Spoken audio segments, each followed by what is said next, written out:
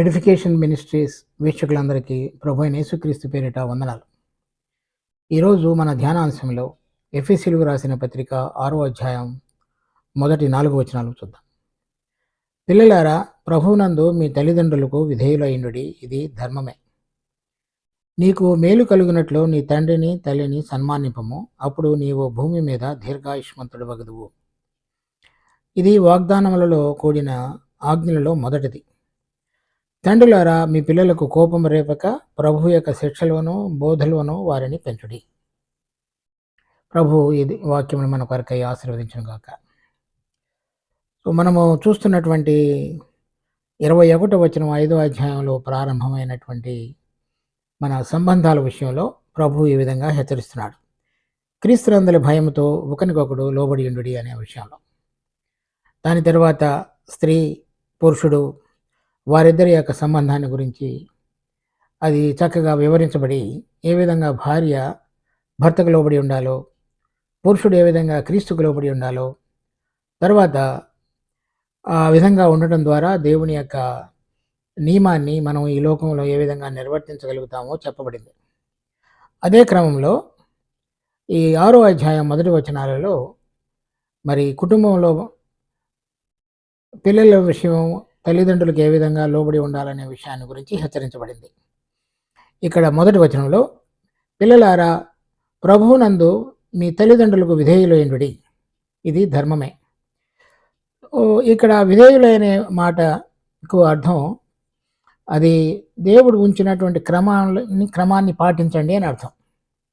ఆ క్రమంలో దేవుడు మొట్టమొదట్లో ఈ ఆదాము హవ్వలకు మీరు చూడండి, ఫలించి విస్తరించండి. ఆదికాండం 1వ అధ్యాయం 27-28 వచనాలు. దేవుడు తన స్వరూపమందు నరుని సృజించెను, దేవుని స్వరూపమందు వారిని సృజించెను, స్త్రీని గాను పురుషుని గాను వారిని సృజించెను. దేవుడు వారిని ఆశీర్వదించెను, ఎట్లనగా మీరు ఫలించి అభివృద్ధి పొంది విస్తరించి భూమిని నిండించి దానిని లోపరుచుకొనుడి అని చెప్పాడు. ఈ విధంగా విస్తరించి ఫలించుట అనేటువంటి దానిలో ఒక భాగమే ఈ పిల్లలు అనేటువంటిది భార్యాభర్తల ద్వారా కలగజేయటటువంటిది మనం చూస్తున్నాం. దానిలో దేవుని యొక్క ఉద్దేశం ఏమిటంటే, దేవుడు దైవ సంబంధమైనటువంటి కుటుంబాలు, ఆ కుటుంబాల ద్వారా సంఘాలు కట్టాలని చూస్తున్నాడు. ఆ క్రమంలో ఏదైతే ఇప్పుడు మనం చూస్తున్నామో సంఘము స్త్రీకి కలిగిన సంబంధంలో, తర్వాత పురుషుడు స్త్రీకి కలిగినది, లేక భార్య భర్తకు కలిగిన సంబంధంలో కుటుంబం అనేటప్పటికీ పిల్లలు కూడా ఉన్నారు. కనుక ఈ పిల్లలు ఈ ఫలించి విస్తరించుటలో దేవుని యొక్క సంకల్పం మొదటి నుంచి ఏ విధంగా ఉన్నదో దానిలో భాగంగా ఉంచబడినటువంటి పిల్లలు మరి తల్లిదండ్రుల యొక్క బాధ్యతగా దేవుడు మొదటలో వారిని ఉంచి ఉన్నాడు. అయితే అది ఎందుకు అలా ఉంచబడింది అంటే, వారిలో ఉంచబడినటువంటి ఆత్మకు వారు ఒక సరైనటువంటి వయసు వచ్చి మంచి చెడు అనేటువంటిది వివేచించగలిగినటువంటి సందర్భం వచ్చేటంత సమయంలో వారు ఎదుగుదల కలిగేటంత వరకు ఆ బాధ్యతను తల్లిదండ్రులకి దేవుడు అప్పచెప్పి ఉన్నాడు. కనుక వారికి సంరక్షకులుగా ఉంచబడినటువంటి తల్లిదండ్రులు, పిల్లలు దానిని గుర్తెరిగి తల్లిదండ్రులకు విధేయులుగా ఉండమనేటువంటిది హెచ్చరికగా ఇవ్వబడింది. సో అది ఆ విధంగా లోబడి ఉండటం అనేటువంటిది ధర్మం. అంటే అది దేవుడు నియమించినటువంటి క్రమము. ఆ క్రమానికి మీరు కనుక అనుసరించి ఉండటం అనేటువంటిది సరైన పద్ధతి అని ఇక్కడ పౌలు పాత నిబంధనలోని విషయాన్ని, తర్వాత దేవుడు ఈ విధంగా భార్య భర్త వారి ద్వారా పిల్లలు, ఆ పిల్లల ద్వారా ఒక కుటుంబము, ఆ కుటుంబం ద్వారా దేవుని యొక్క జీవాన్ని చక్కగా బయలుపరచబడగలిగిన విధంగా వారు ఈ లోకంలో దేవునికి సాక్షులుగా జీవించడం అనేటువంటిది తెలియపరచబడటానికి ఉంచబడినటువంటి నమూనా. దానిలో ఉంచబడిన భాగంగా ఉంచబడిన పిల్లల యొక్క క్రమం తల్లిదండ్రులకు లోబడి ఉండుట. చూడండి, గలతీ పత్రిక 4వ అధ్యాయం 1వ వచనం. మరియు నేను చెప్పున్నదేమనగా, వారసుడు అన్నిటికీ కర్తయ్య ఉన్నను, బాలుడై ఉన్నంత కాలము అతనికిని దాసునికిని ఏ భేదములు లేదు. తండ్రి చేత నిర్ణయింపబడిన దినము వచ్చే వరకు అతడు సంరక్షకుల యొక్కయు గృహ నిర్వాహకుల యొక్కయు ఆధీనంలో ఉండను. అలా అతడు సమయం వచ్చేటంత వరకు తల్లిదండ్రుల యొక్క ఆధీనంలో ఉంటాడు. ఆ ఉండేటువంటి సమయంలో అది దేవుడు నియమించినటువంటి కట్టడా లేక ఒక క్రమం కాబట్టి దానికి లోబడి ఉండమని మనము హెచ్చరికను చూస్తున్నాం. ఇది ధర్మం, అంటే ఇది సరైనది. ఆ క్రమానికి, దేవుడు నియమించినటువంటి క్రమానికి లోబడకుండా ఉండటం అనేటువంటిది అది మనం నష్టం కలుగజేసుకుంటాం అవుతుంది పిల్లలు. ఆ విధంగా విధేయులై లేకపోతే దేవుడు నియమించినటువంటి క్రమానికి లోబడటం ద్వారా లోబడి ఉండటం అంటే ఏమిటి అనేటువంటిది కింద చెప్పబడింది. నీకు మేలు కలుగునట్లు నీ తల్లిని తండ్రిని సన్మానింపము. అది ఆ లోబడి ఉండటంలో చేయవలసినటువంటి పని తల్లిని తండ్రిని సన్మానించడం అనేటువంటిది దానిలో భాగం. అప్పుడు దేవుడి పరంగా అతని మీద కలిగేటువంటి మేలు ఏమిటంటే అప్పుడు నీవు భూమి మీద దీర్ఘాయుష్మంతుడు వగదు. ఆ విధంగా అతడు దేవుని చేత ఆశీర్వదించబడిన వాడిగా, మరి దీర్ఘాయుష్మంతుడిగా జీవించగలిగేవాడిగా భూమి మీద ఉంటాడు అనేది అర్థం. అంటే సరైన విధంగా దేవుని చేత మేలులు ఆశీర్వాదములు పొందినవాడిగా జీవించగలుగుతాడు అని అర్థం.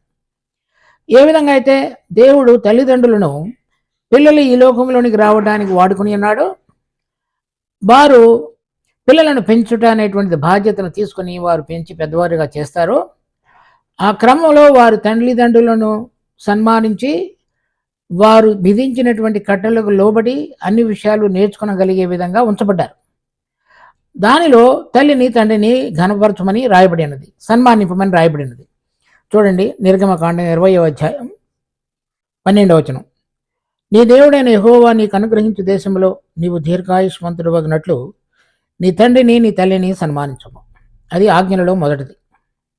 దాని తర్వాత నిర్గమకాండం 21వ అధ్యాయం 17వ వచనం. తన తండ్రినైనను తల్లినైనను శపించువాడు నిశ్చయముగా మరణశిక్ష నొందును. అక్కడ సన్మానించినట్లయితే దీర్ఘాయుష్మంతుడు. ఆ విధంగా కాక వారిని గురించి శాపనార్థంగా మాట్లాడితే అతని మీదకి వచ్చేటువంటి మరణశిక్ష. ఒకటి జీవము, రెండవది మరణము.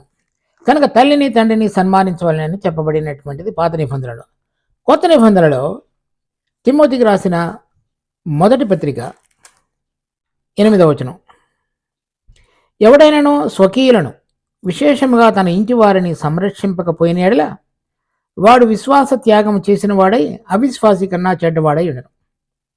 కనుక విశ్వాసి అయినటువంటి సహోదరుడు తన ఇంటి వారి పక్షంగా, అంటే తల్లిదండ్రుల పక్షంగా, తర్వాత ఇంకా ఎవరినైనా సరే బాధ్యతగా చూసుకునటానికి దేవుడు వారికి అప్పచెప్పినట్లయితే వారి పక్షంగా సరైన విధంగా సంరక్షించడం, అంటే వారిని పోషించి వారికి కావలసిన అవసరతల్లో పాలు పొందవలసిన అవసరం ఉంది. ఆ విధంగా లేకపోయినట్లయితే వాడు విశ్వాస త్యాగం చేసిన వాడై అవిశ్వాసి కన్నా చెడ్డవాడై ఉండను అని రాయబడింది. అంటే విశ్వాసం కలిగిన వాడుగా ఉన్నప్పటికీ విశ్వాసం లేనివాడిగా అతను పరిగణించబడేవాడిగా చేయబడతాడని అర్థం. ఎందుకు ఈ విధంగా చెబుతున్నాడంటే చూడండి, మత్తయి సువార్త 15వ అధ్యాయం 3వ వచనం నుంచి. అందుకు ఆయన, మీరును మీ పారంపర్యాచారము నిమిత్తమై దేవుని ఆజ్ఞను ఎందుకు అతిక్రమించుతున్నారు? తల్లిదండ్రులను ఘనపరచుదమనియు తండ్రినైనను తల్లినైనను దూషించువాడు తప్పక మరణము పొందవలననియు దేవుడు సెలవిచ్చును. సో ఇప్పుడు మనం చదివినటువంటి నిర్గమకాండం 21వ అధ్యాయం 17వ వచనం. అయితే మీరైతే ఒకడు తన తండ్రినైనను తల్లినైనను చూచి నా వలన నీకేది ప్రయోజనమగునో అది దేవార్పితమని చెప్పిన ఎడల అతడు తన తండ్రినైనను తల్లినైనను ఘనపరచనక్కరలేదని చెప్పుచున్నారు. మీరు మీ పారంపర్యాచారం నిమిత్తమై దేవుని వాక్యమును నిరర్థకము చేయుచున్నారు. కనుక ఆ రోజుల్లో ఎలా జరుగుతూ వచ్చిందంటే, పరిసయ్యులు శాస్త్రులు ఎవరైనా తల్లిదండ్రులు కుమారుని దగ్గర ఏదైనా కావాలని కనుక అడిగినట్లయితే ఆ వస్తువు లేక ఆ పదార్థాన్ని వారు దైవార్పితమని చెప్పేవారు. అంటే అప్పుడు తల్లిదండ్రులకు ఇవ్వవసరం లేదు.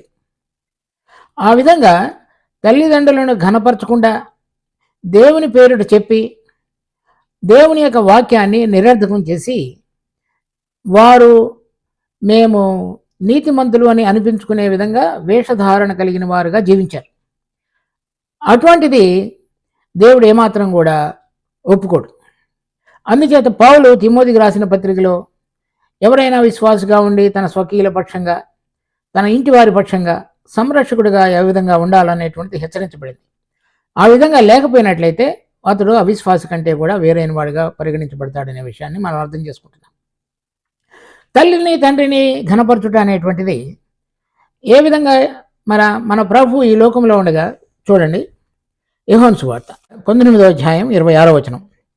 యేసు తన తల్లియు తాను ప్రేమించిన శిష్యుడును దగ్గర నిలుచుండట చూచి, అమ్మ, ఇదిగో నీ కుమారుడు అని తన తల్లితో చెప్పెను.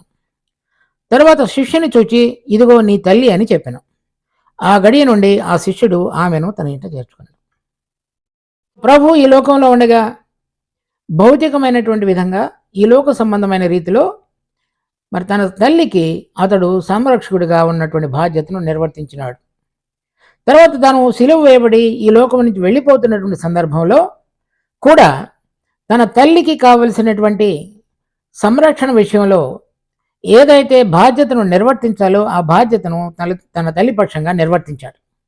ఆ విధంగా తల్లిని ఘనపరిచి సంరక్షించినటువంటి వాడుగా మన ప్రభు అయిన యేసుక్రీస్తు జీవితంలో చివరి ఘడియలలో కూడా చూస్తున్నాం. అదే అంశాన్ని పౌలు తిమోతికి రాసిన పత్రికలో విశ్వాసుల విషయంలో ఏ విధంగా ఉండాలనేది చెబుతున్నాడు. కనుక పాత నిబంధనలో కానీ కొత్త నిబంధనలో కానీ తల్లిదండ్రుల విషయాన్ని ఘనపరచడం ద్వారా దేవుని యొక్క ఆశీర్వాదము పిల్లల మీదకి వచ్చేదిగా చేయబడింది. అది దేవుని యొక్క క్రమం. ఆ క్రమం వారిని తల్లిదండ్రులను ఘనపరచడం ద్వారా జరిగేది, తల్లిదండ్రుల యొక్క సంరక్షణ ద్వారా జరిగేది, వారిని బాధ్యత కలిగి చూచుకునడం ద్వారా జరిగేటువంటిది ఘనపరచడం. తర్వాత అలాగా జరిగించుతూ మరి తల్లిదండ్రులు ఏ విధంగా వారిని పెంచాలి అనేటువంటి విషయాన్ని కూడా చెప్పబడింది. పిల్లలు ఈ విధంగా చేయాలనేటువంటిది చెప్పబడిన తర్వాత పిల్లల విషయంలో తల్లిదండ్రులు ఏ విధంగా ఉండాలనేటువంటిది హెచ్చరించబడింది. తండ్రులారా, ఇక్కడ తల్లిని గురించి చెప్పలేదు. తండ్రులారా, మీ పిల్లలకు కోపము రేపక ప్రభు యొక్క శిక్షలోను బోధలోను వారిని పెంచుడి. మరి తండ్రి కుటుంబానికి పెద్దగా ఉండి పిల్లలను నడిపించేటువంటి విషయంలో నాయకుడిగా ఉంటాడు. చూడండి, తిమోతికి రాసిన మొదటి పత్రిక 3వ అధ్యాయం 4వ వచనం. సంపూర్ణ మాన్యత కలిగి తన పిల్లలను స్వాధీనపరుచుకొనుచు తన ఇంటి వారిని బాగుగా ఏలువాడనై ఉండవలెను. ఎవడైనానో తన ఇంటి వారిని ఏల నేరకపోయిన ఎడల అతడు దేవుని సంఘమును ఎలాగూ పాలించడం. ఇది సంఘంలో ఒక పెద్దకు ఉండవలసినటువంటి బాధ్యతను గురించి చెప్తున్నాడు. సంఘంలో పెద్దలు ఎప్పుడూ కూడా పురుషులు మాత్రమే ఉండేవారు. అది దేవుని యొక్క క్రమం. ఆ క్రమంలో మరి పురుషుడిగా తండ్రిగా తన యొక్క పాలు ఏ విధంగా నిర్వర్తించాలో అలా ఇలాంటి క్రమంలో నిర్వర్తించేటువంటి వారిని పెద్దలుగా నియమించడానికి కావలసిన ఒక గుణం. అది ఏంటంటే సంపూర్ణ మాన్యత కలిగి మరి త్వరపడి మరి ఆవేశంతో నింపబడి తొందరగా రియాక్ట్ అయ్యేటువంటి వాళ్ళుగా కాకుండా ఒక క్రమమైనటువంటి చక్కగా ఆలోచించగలిగిన మాన్యత కలిగిన వారుగా ఉండాలి. తర్వాత తమ పిల్లలను స్వాధీనపరుచుకునేవారు. తర్వాత తన ఇంటి వారిని బావుగా ఏలువారు. అంటే పిల్లలు తండ్రి యొక్క ఆధీనంలో ఉండి నడిపించబడగలగటానికి పనికి రాగలిగిన విధంగా అతను తన యొక్క ప్రవర్తన ద్వారా వారిని దేవుని వైపుకు మలచేటువంటి వాడిగా ఉంటాడు. అటువంటి వారు సంఘంలో పెద్దలుగా ఉండాలనేటువంటిది చెప్పబడింది. అయితే అదే విషయం విశ్వాసులుగా ఉన్నటువంటి తండ్రులందరికీ కూడా వర్తించేదిగా ఉన్నది. ఇక్కడ చెప్పబడినప్పుడు తల్లిని గురించి చెప్పలేదు. 4వ వచనంలో తండ్రులకు మాత్రమే చెప్పబడింది. అంటే తండ్రి తన ఇంటి వారిని ఏలువాడుగా ఉంటాడు. ఆ తండ్రి తన ఇంటి వాడినిగా వేలేవాడుగా ఉన్నాడు అంటే ఆ పిల్లల విషయంలో తను అధికమైన బాధ్యత కలిగిన వాడుగా ఉన్నాడని అర్థం. పిల్లల విషయంలో వారిని నడిపించేవాడుగా నాయకుడిగా ఉండాలని అర్థం. అలా ఉండగలిగిన వాడు అలా ఉండాలి అంటే ముందు తను ఏ విధంగా మరి ప్రభు అయిన యేసుక్రీస్తు యొక్క అధీనానికి లోబడి ఆయన ద్వారా అన్ని నేర్చుకుంటూ ఆత్మ ద్వారా నడిపించబడుతూ సరైన విధంగా జీవించేవాడని అర్థం. అలా ఉండగలిగిన వాళ్ళు ఇక్కడ 4వ వచనంలో మనం చదువుతున్నట్లుగా మీ పిల్లలకు కోపము రేపక, అంటే ఎక్కడైతే మనం తొందరపడి వారి హృదయాన్ని గాయపరిచేటువంటిదిగా ఉంటున్నదో దాని ద్వారా వాళ్ళు కోపానికి గురయ్యేవారుగా ఉంటారో అటువంటి స్థితిలో సరైన విధంగా వ్యవహరించడం అనేది మనకు జ్ఞానం కావాలి. అది సంపూర్ణ మాన్యత అనే దానికి గుర్తు. ఆ విధంగా కోపం రేపకుండా ఓపికతో వాళ్ళ హృదయాలు అర్థం చేసుకుని వారు అర్థం చేసుకోగలిగినటువంటి విధంగా మనం మాట్లాడగలగటం అనేటువంటిది మనం దేవుడి దగ్గర నుంచి పొందవలసినటువంటి ఒక గుణం. అది మనలో కనుక లోపించుంటే దానిని మనం ప్రభు ద్వారా కోరుకోవాలి. ఆ విధంగా కోపం రేపకుండా ఓపిక కలిగి ప్రేమతోటి వారిని హెచ్చరించగలిగిన వారంగా మనం ఉండాలి. అలా ఉంటూ వారిని ప్రభు యొక్క శిక్షలోను బోధలోను వారిని పెంచుడి. అయితే ఈ శిక్ష అనేటువంటి మాట ఈ క్రమశిక్షణ, లేకపోతే ఇప్పుడు చూడండి హెబ్రీ పత్రిక 12వ అధ్యాయం 7వ వచనం, శిక్షాఫలము పొందుటకై మీరు సహించుచున్నారు, దేవుడు కుమారులునిగా మిమ్మల్ని చూచుచున్నాడు. తండ్రి శిక్షింపని కుమారుడు ఎవరు? కుమారులైన వారందరూ శిక్షలో పాలు పొందుతున్నారు. మీరు పొందని ఎడల దుర్బీదులే గాని కుమారులు కారు. తర్వాత, మరియు శరీర సంబంధులైన తండ్రులు మనకు శిక్షకులై ఉంటుంది, వారి యందు భయభక్తులు కలిగి ఉంటుంది. ఇక్కడ కూడా ఇప్పుడు మనం 6వ అధ్యాయం ఎఫెసీ పత్రికలో చదివినటువంటి భాగాన్ని చెప్తున్నాడు. కుమారులు తండ్రి చే శిక్షకు లోబడ్డారు, తండ్రులు కుమారులను శిక్షించారని. ఆ కుమారులు శిక్షించుట అనేటువంటి దానికి అర్థం ఏమిటంటే అది ఇంగ్లీష్లో చాస్టైజ్మెంట్ అని రాయబడింది. తర్వాత దాని యొక్క మాటకు అర్థం పయేడియా, అంటే ఈ కుమారుడుని క్రమశిక్షణలోనికి తీసుకొచ్చేటువంటి క్రమం అని అర్థం. తల్లిదండ్రులు పిల్లలను కోపము రేపక క్రమశిక్షణలో, అంటే వారు తండ్రి యొక్క మరి భవిష్యత్తు బాధ్యతను, కుటుంబ బాధ్యతను, ఇంటి గౌరవాన్ని నిలబెట్టగలగడానికి ఎటువంటి విధంగా మానసికంగా అన్ని విషయాలలో ఆత్మ సంబంధంగా ఎదగగలిగిన వారుగా చేయబడాలో వారిలో ఉన్న బలహీనతలను గుర్తెరిగి ఆ బలహీనతలలో వారిని బలం పొందగలిగేటట్లుగా ఆ బలహీనతలను అధిగమించి సరైన విధంగా వ్యవహరించగలగడానికి కావలసినటువంటి క్రమశిక్షణ ఏదైతే ఉన్నదో అది తండ్రి చేయాలనేటువంటిది అక్కడ భావం. ఇక్కడ ఏ విధంగా అయితే ఇక్కడ మనం హెబ్రీ పత్రిక 12వ అధ్యాయంలో చూస్తున్నామో అది చూడండి, మళ్ళా 9వ వచనం, మరియు శరీర సంబంధులైన తండ్రులు మనకు శిక్షకులు ఏంటివి, వారి యందు భయభక్తులు కలిగి ఉంటుంది. అట్లయితే ఆత్మలకు తండ్రి అయిన వానికి మరి ఎక్కువగా లోబడి బ్రతకవలను కదా. వారు కొన్ని దినముల మటుకు తమకిష్టం వచ్చినట్లు మనల్ని శిక్షించింది, కానీ మనము తన పరిశుద్ధతలో పాలు పొందవలనని మన మేలు కొరకే ఆయన శిక్షించుతున్నాడు. ఇక్కడ చెప్పబడినటువంటి శిక్ష అంటే మనం తప్పు చేయడం ద్వారా పొందేటువంటి శిక్ష అనే అర్థం కాదు. మనలో ఉన్నటువంటి బలహీనతల విషయంలో వాటిని మనం అధిగమించి ఎటువంటి క్రమంలో మనం చక్కగా అన్నిటినీ అర్థం చేసుకొని జ్ఞానయుక్తంగా ప్రభువునందు ప్రభు యొక్క కార్యాలను నిర్వర్తించడానికి పనికి రాగలిగినటువంటి బిడ్డల వలె మనం ఎదగాలో ఆ ఎదగటానికి తండ్రిగా తన బాధ్యతను ఏ విధంగా నిర్వర్తించాలనేటువంటిది చెప్పబడుతుంది అక్కడ. అటువంటిది పిల్లల పక్షంగా మనం చేయాలి అంటే తండ్రులు ముఖ్యంగా ప్రభు అయిన యేసుక్రీస్తు యొక్క ఆధీనం కింద ఉంటూ ఆయన ద్వారా నేర్చుకోగలిగినప్పుడే వారు పిల్లలకు అటువంటి శిక్షా విధిలో వారిని పెంచగలుగుతారు. నేను సరైన విధంగా దేవుని యొక్క క్రమానికి క్రీస్తు యొక్క శిరసత్వానికి లోబడకుండా జీవించితే, నాకు ఆ అనుభవం కనుక లేకపోతే నేను పిల్లలను వారి యొక్క బలహీనతలలో వాటిని అధిగమించి దేవుడు కోరిన క్రమంలోనికి వచ్చేలాగున నేను వారిని పెంచడం అనేటువంటిది అంత సాధ్యమయ్యే విషయం కాదు. కనుకనే ఆత్మ సంబంధంగా నేను పురుషుడు లేక తండ్రి ప్రభు అయిన యేసుక్రీస్తు యొక్క ఆధీనం కింద నిలబడి ఆయన ద్వారా ప్రతిరోజు ఆత్మ సంబంధమైనటువంటి వ్యక్తిత్వంలో అంతరంగ పురుషునిలో ఎదుగుతూ జీవించినప్పుడు మనకు భౌతికంగా శరీర సంబంధంగా ఇవ్వబడినటువంటి పిల్లల విషయంలో దేవుని యొక్క క్రమాన్ని, దేవుని యొక్క జ్ఞానం ద్వారా వారి యొక్క బలహీనతలను గుర్తెరిగి ఆ బలహీనతలలో వారు జయం పొందగలగటానికి మనము సరైన విధంగా వారిని క్రమశిక్షణలోనికి తీసుకురాగలిగిన అవకాశాన్ని దేవుడు మనకు అనుగ్రహిస్తాడు. రెండవ విషయము, బోధలోను వారిని పెంచుడి. బోధ అంటే ఇక్కడ చెప్పబడినటువంటి మాటకు అర్థం ఇంగ్లీష్లో రాయబడింది అడ్మానిషన్ అని. అడ్మానిషన్ అని అంటే training by the word of encouragement. కొన్నిసార్లు మనం అలా చెప్తున్నప్పుడు వారు నిరుత్సాహపడే అవకాశం ఉంది.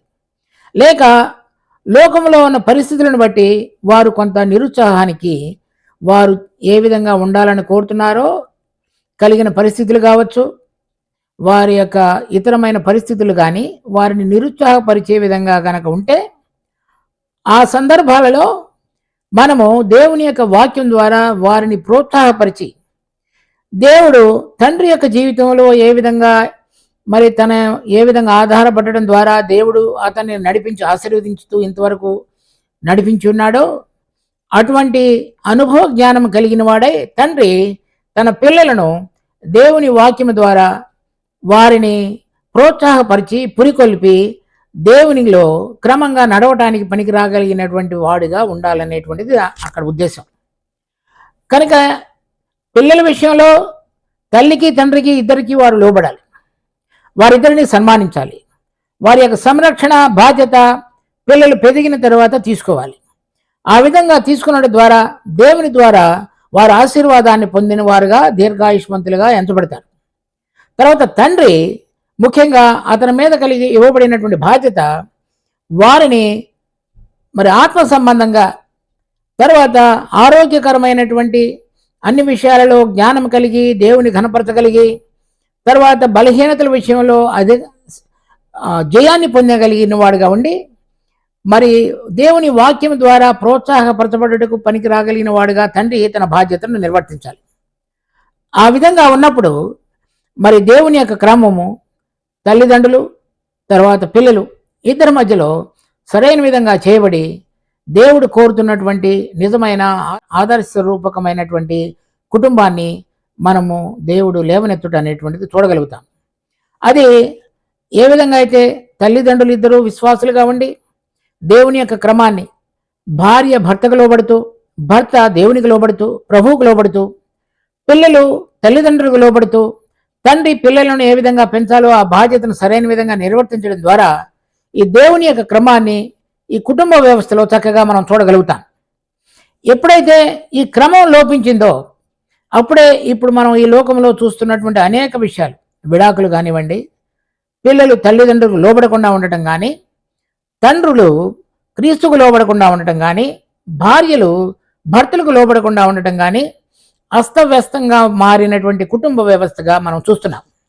అది మనము విశ్వాసులుగా ఉంటూ అటువంటి దానిలో ఉండటం అనేటువంటిది మరి దేవుని నామానికి ఏమాత్రము మహిమ తీసుకొచ్చేటువంటిది కాదు.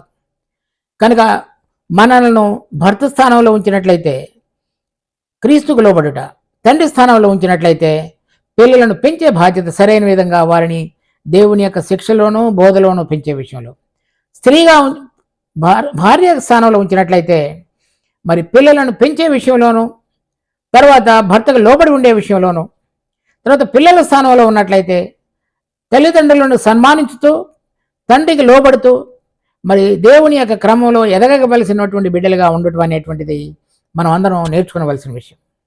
విషయాలన్నిటినీ కూడా మనం గ్రహించగలుగుటకు ప్రభు మనకు సహాయపడి దాని యొక్క నిజమైన అనుభవరూపకంగా మన జీవితాలను కొనసాగించుటకు, తద్వారా మనం ఆయన యొక్క ఆశీర్వాదాన్ని పొందగలుగుటకు దేవుడు మనకు సహాయపడును గాక. ప్రార్థించుకుందాం.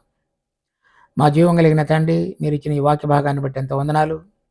దీన్ని మా కొరకే ఆశీర్వదించి మరి మేము చూచినటువంటి ఈ సంబంధాల విషయంలో తల్లి తండ్రి పిల్లలు మరి ప్రభువుతో కూడా ఒకరితో ఒకరు ముడివేయబడినటువంటి సంబంధంలో మేము చక్కగా ఏ విధంగా జీవించి మీ నామానికి మహిమ తీసుకుని రావాలో ఆ విధంగా రాగలుగుటకు మాకు కృపను అనుగ్రహించి మమ్మల్ని ఆశీర్వదించమని కోరుతూ రక్షకుడు ప్రభు అయిన యేసు నామమున అడుగుతున్నాము తండ్రి. ఆమెన్.